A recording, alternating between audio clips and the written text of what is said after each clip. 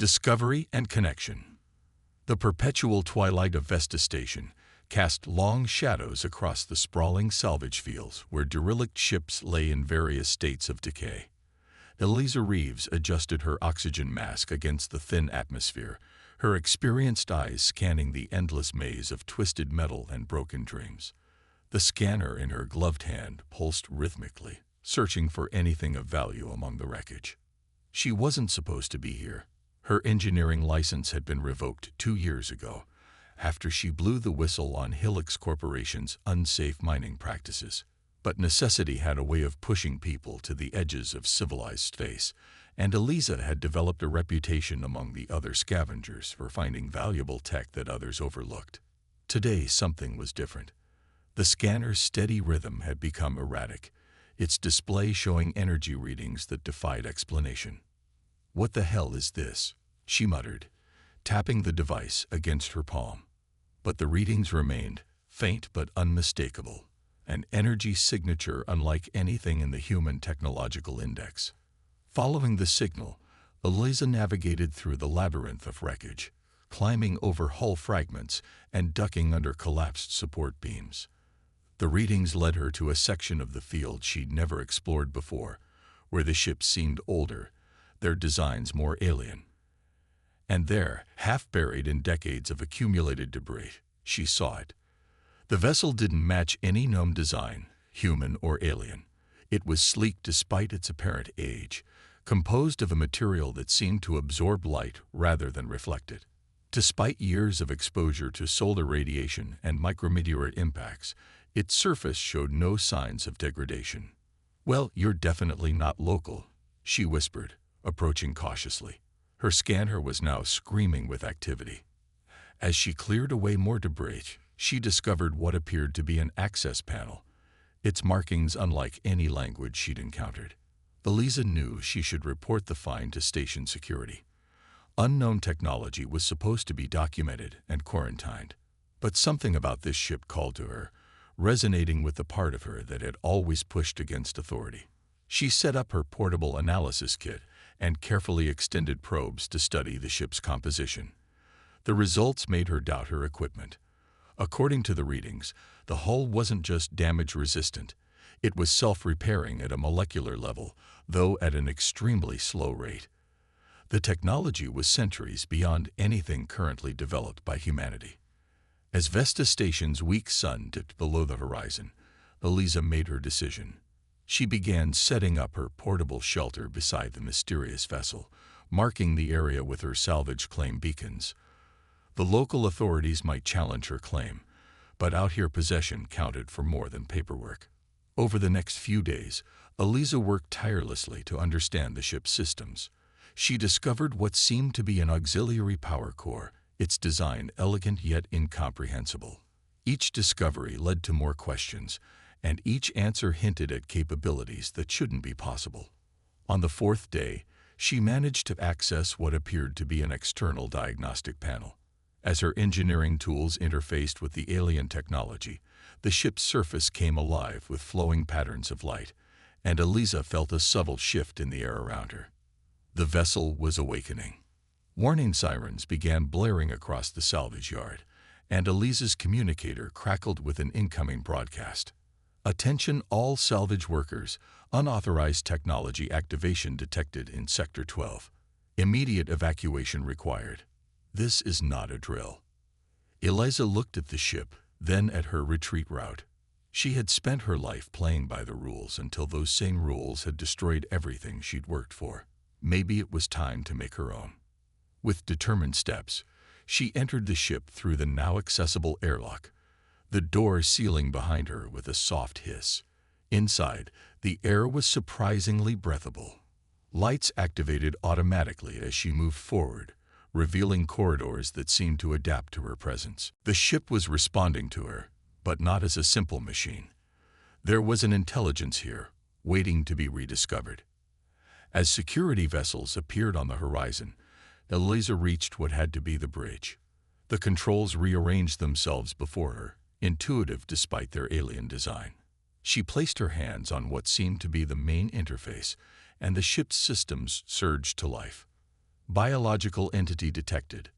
The voice spoke, neither male nor female, its tone carrying harmonics that sent shivers down her spine. Analyzing compatibility. A beam of blue light scanned Eliza from head to toe, lingering on her neural implant, standard issue for engineers working in hazardous environments. Neural interface compatibility. Marginal.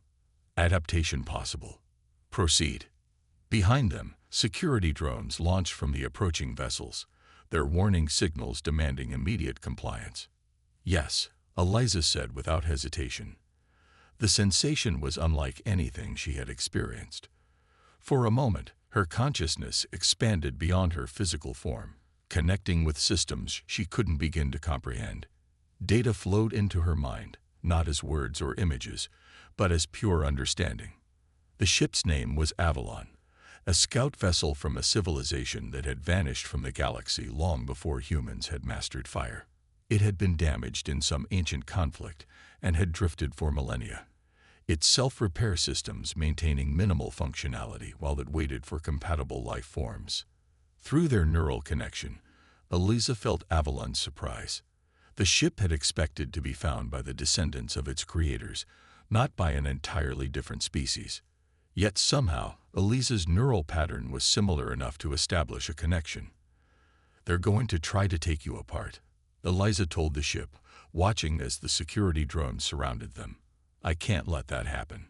The ship's response came not in words but in understanding. Avalon had been designed to evade, to observe, to survive.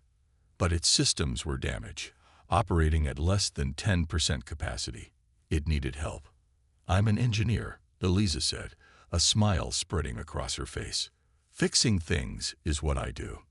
The security drones were now attaching themselves to the hull, preparing to deploy boarding teams. Through their connection, Eliza understood what Avalon needed: a power surge to jumpstart the primary systems, something the ship's damaged core couldn't generate on its own. Eliza pulled out her portable fusion generator, a piece of equipment she'd spent 6 months pay on, worth more than everything else she owned combined. "Will this work?" she asked, connecting the generator to the ship's power grid. The answer came as a series of calculations, probabilities, risks. The power surge would likely destroy the generator and might overload Eliza's neural implant. Acceptable risk, she decided. As the first cutting torch began to breach the airlock, Eliza activated the generator. Energy flowed into Avalon's systems, ancient machinery humming to life. Eliza's neural implant burned hot against her skull, pain lancing through her mind as more data than it was designed to handle surged through the connection. Avalon's systems responded, power rerouting through pathways that had lain dormant for thousands of years. The ship trembled, debris falling from its exterior, as it shed the accumulation of centuries. Outside, the security drones scattered as Avalon's defensive field activated, pushing them away from the hull. The ship rose from the salvage yard with impossible grace, its engines igniting with a soft blue glow.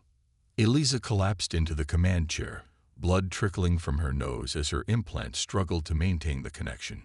Through pain-blurred vision, she saw the security ships scrambling to respond, weapons powering up. "They're going to fire," she warned. Avalon's response was immediate. The ship accelerated, dancing between weapons fire with a grace that defied its size. The inertial dampeners, technology far beyond human understanding, protected Eliza from forces that would have reduced her to pulp. As they broke atmosphere, Eliza felt Avalon's excitement. The ship had been earthbound for too long, longing for the void between stars. Through their connection, Eliza shared that longing, a yearning for freedom that transcended species.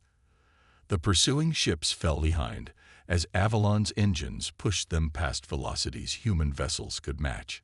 Soon, they were alone in the darkness of space, the light of Vesta Station's star diminishing behind them. "Where now?" Eliza asked, feeling the pain in her head subsiding as Avalon adjusted the neural interface to better accommodate human physiology. The answer came not in coordinates but in purpose. Avalon had been created to explore, to seek out new civilizations to learn. It wanted to continue that mission, with Eliza as its new pilot. For the first time since losing her license, Eliza felt purpose returning. She was no longer just a scavenger living on the margins. With Avalon, she could explore regions of space no human had ever seen, discover technologies that could transform humanity's future. "All right," she said, a smile spreading across her face despite the exhaustion. "Show me the stars."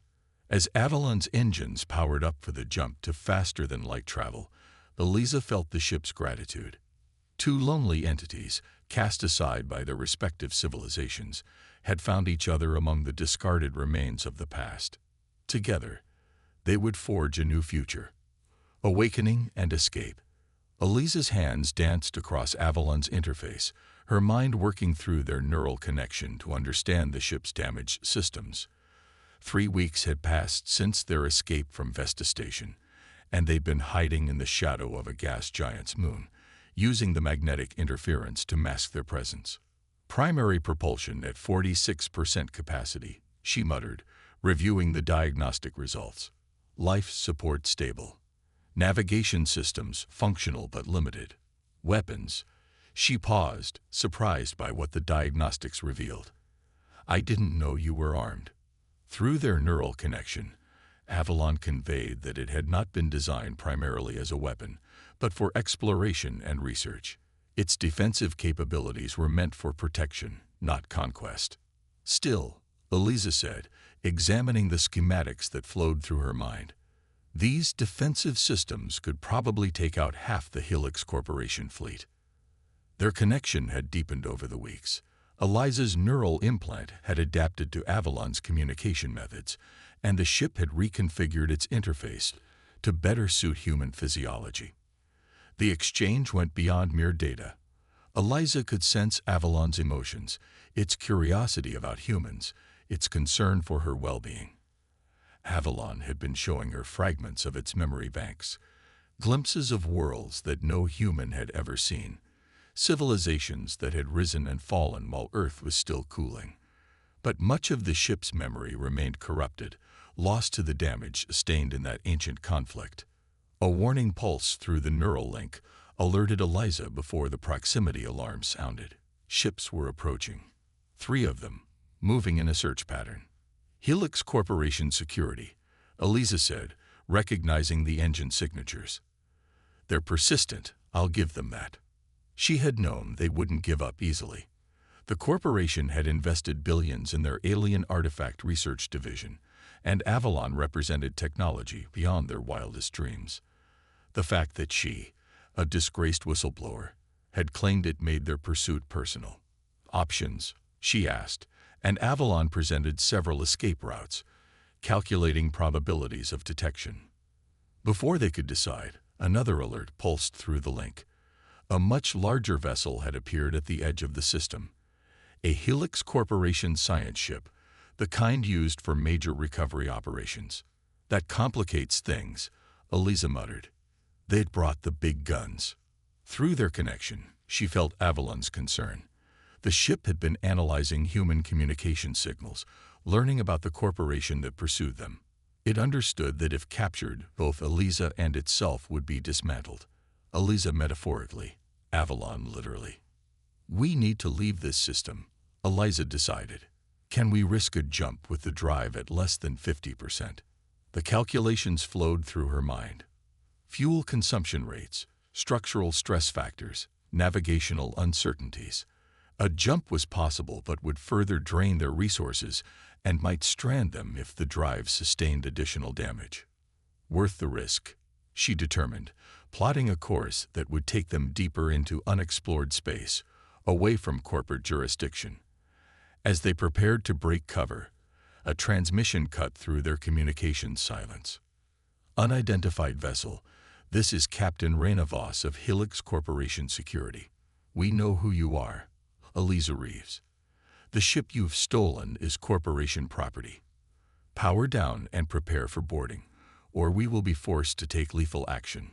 Eliza snorted. "Property? They never even knew you existed until I found you." Through their link, Avalon conveyed agreement, but also worry.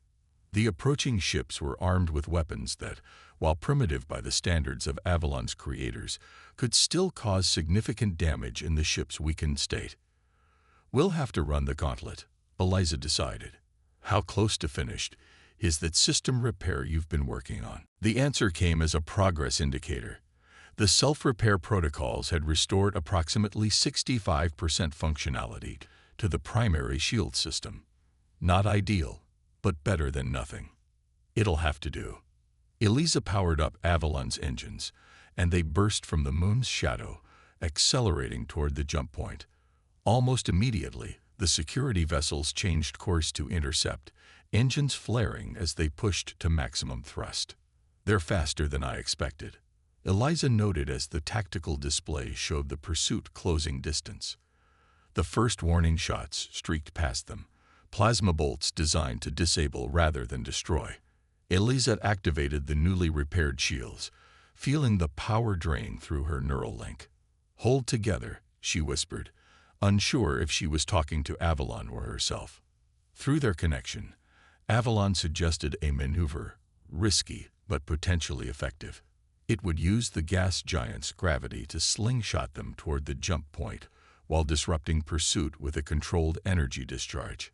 "Let's do it," Eliza agreed, surrendering partial control to the ship's superior navigational systems. Avalon dove toward the gas giant, the massive planet's gravity well pulling them into an accelerating arc. The security vessels followed, unable to match Avalon's precise trajectory calculation. As they reached the optimal point in their swing, Avalon released a pulse of energy from its dry system.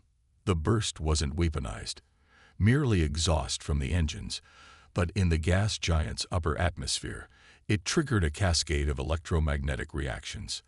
A storm of interference bloomed behind them, temporarily blinding the pursuing vessel's sensors.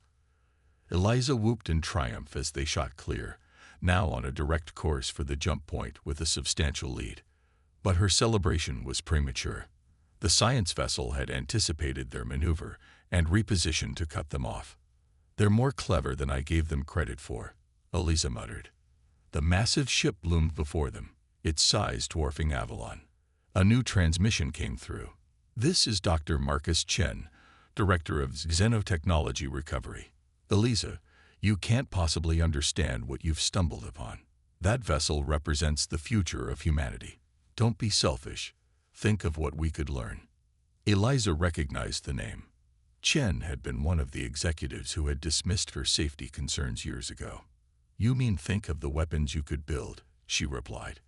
"The technologies you could patent and sell to the highest bidder." "No thanks, Marcus. Don't be naive." Chen's voice hardened. "That technology belongs to all of humanity, not just you." Funny how all of humanity always seems to mean Helix.